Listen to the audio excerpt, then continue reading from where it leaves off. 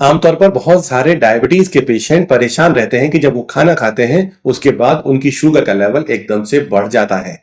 दोस्तों, आज मैं आपको इसी के ऊपर कुछ समझाने की कोशिश करूंगा कि क्या खाएं, कैसे खाएं कि आपका शुगर का लेवल खाना खाने के बाद कंट्रोल में रहे, और इतना ही नहीं, पूरा दिन आपका शुगर का लेवल कंट्रोल में रहे। दोस्तों, आगे बढ़ने से पहले मेरे इस चैनल को सब्सक्राइब जरूर कर लें, क्योंकि मैं लगातार आपको डायबिटीज से जुड़ी ऐसी इंपॉर्टेंट इंफॉर्मेशन देता रहता हूं जो आपकी जिंदगी को बेहतर बना सकती हैं, आपकी हेल्थ को अच्छा कर सकती हैं, डायबिटीज से होने वाली समस्याओं से आपको बचाकर रख सकती हैं।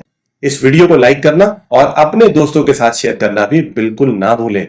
तो दोस्तों, आगे चलते हैं और जानने की कोशिश करते हैं कि आपके शरीर में जब आप खाना खाते हैं, जब आपका शुगर का लेवल बढ़ता है तो क्या दिक्कतें पैदा होती हैं। दोस्तों, आपको सुनकर शायद यकीन भी ना आए, आपकी बढ़ी हुई शुगर का लेवल आपकी हार्ट डिजीज के लिए सबसे बड़ा जिम्मेदार फैक्टर है। दोस्तों, जब आपके शरीर में लगातार शुगर का लेवल बढ़ा रहता है तो आपके शरीर में oxidative stress, free radical damage शुरू हो जाता है। आपके खाने में ऐसे फ्री रेडिकल्स बनना शुरू हो जाते हैं, बढ़े हुए शुगर के लेवल की वजह से ऐसे फ्री रेडिकल्स बनना शुरू हो जाते हैं जो आप ही के शरीर में पैदा हो रहे हैं और आप ही के शरीर को डैमेज कर रहे हैं। दोस्तों, होता क्या है कि जब आपके शरीर में ग्लूकोज का लेवल बढ़ने लगता है, किसी भी सेल के अंदर जब शुगर की मात्रा बढ़ने लगती है तो वहां पर माइटोकॉन्ड्रियल स्ट्रेस हो जाता है। माइटोकॉन्ड्रिया वो जगह है आपके सेल के अंदर जो एनर्जी बनाने का काम कर रही है, जिससे आपका शरीर ठीक से चल रहा है। ये वो फैक्ट्री है जहां पर एनर्जी का प्रोडक्शन हो रहा है, आपका ग्लूकोज इस्तेमाल होकर आपको ताकत दे रहा है। लेकिन आपका ये माइटोकॉन्ड्रियल स्ट्रेस की वजह से आपका माइटोकॉन्ड्रियल डैमेज होना शुरू हो जाता है, शुगर के ज्यादा बढ़ने की वजह से, शुगर के ओवरलोड की वजह से।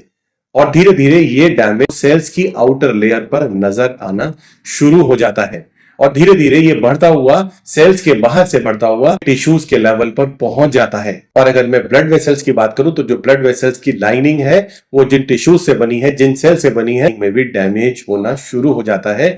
वो ऊपर से रफ हो जाती है। रफ होने के बाद वहां पर आसपास में घूम रहा आपके ब्लड में मौजूद एलडीएल जमा होना शुरू हो जाता है। जब धीरे धीरे वहां एलडीएल जमा होने लगता है तो वो रास्ता धीरे धीरे बंद होना शुरू हो जाता है, वहां पर प्लेग बनना शुरू हो जाता है। और दोस्तों, कुछ वक्त के बाद फ्री रेडिकल की वजह से, ऑक्सीडेटिव डैमेज की वजह से ये प्लेग भी ऑक्सीडाइज हो जाता है, हार्ड हो जाता है। आपकी छोटी छोटी खून की नसें, ब्लड की वेसल्स बंद होना शुरू हो जाती हैं और यहीं से शुरू होता है हार्ट डिजीज का प्रॉब्लम। तो दोस्तों, आप समझने की कोशिश करें कि कोलेस्ट्रॉल की वजह से हार्ट डिजीज पैदा हुई या शुगर की वजह से हार्ट डिजीज पैदा हुई। असल में तो दोनों ही जिम्मेदार हैं।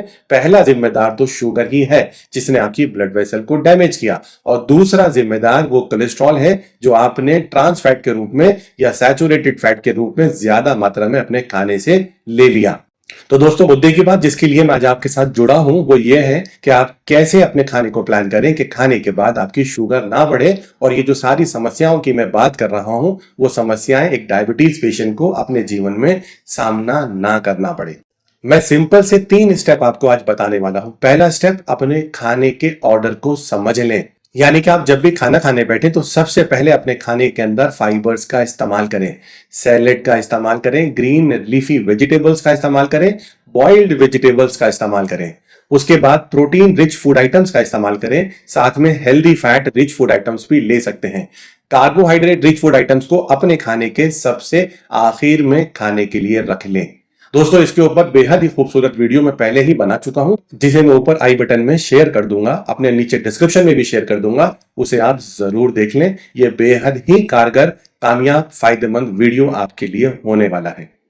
चलिए आगे चलते हैं। जो दूसरा स्टेप आता है कि अपने खाने से सिंपल कार्बोहाइड्रेट्स को बिल्कुल निकाल दें, चाहे वो रिफाइंड फ्लोर हो, मैदा हो, रिफाइंड आटा हो, चावल हो, आलू हो, कोल्ड ड्रिंक हो या शुगर और शुगरी प्रोडक्ट्स हो, उनका इस्तेमाल आप बिल्कुल बंद कर दें अपने खाने के अंदर। और अगर बहुत ज्यादा मन करे तो बहुत थोड़ी मात्रा में अपने खाने के सबसे आखिर में खाने के लिए रख लें। और तीसरा स्टेप जो बेहद फायदेमंद होगा आपको खाने की बाद की शुगर को घटाने में, दोस्तों, जब भी आप खाना खाएं उसके तुरंत बाद से लेकर लगभग 1 घंटे के अंदर आप 10 से 15 मिनट पैदल चलना जरूर शुरू कर लें। वॉकिंग जरूर करें। वॉकिंग करने से आपकी जो बड़ी मसल्स हैं, खास तौर पर आपके पैरों में मौजूद जो बड़ी मसल्स हैं, वो ग्लूकोज को इस्तेमाल करना शुरू कर देती हैं। इतना ही नहीं, इंसुलिन की सेंसिटिविटी को अच्छा कर देती हैं। इंसुलिन अच्छे तरीके से काम करना शुरू कर देता है। तो अगर दोस्तों आप इन 3 सिंपल से स्टेप्स को आप समझ लें और फॉलो करना शुरू कर दें, तो आप अपने खाने के बाद की बढ़ने वाली शुगर के खतरे से अपने आप को बचा सकते हैं।